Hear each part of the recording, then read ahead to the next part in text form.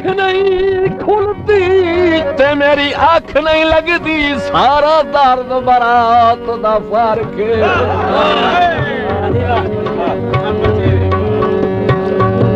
ਤੇ ਤੈਨੂੰ ਰੱਬ ਦੇ ਰੰਗ ਮੈਂ ਮਹਜ਼ ਗਰੀਬਾਂ ਮੇਰਾ ਚੰਨ ਤੇ ਹੋ ਰਾਤ ਦਾ ਫਰਕ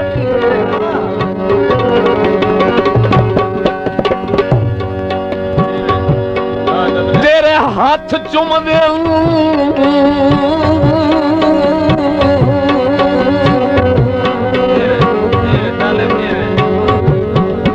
ਤੇ ਮੇਰਾ ਹੱਥ ਨਹੀਂ ਲੈਂਦੇ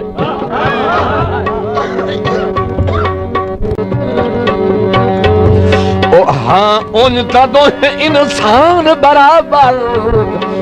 ਹਾਏ ਹਾਏ ਹਾਲਾਤ ਦਾ ਫਰਕ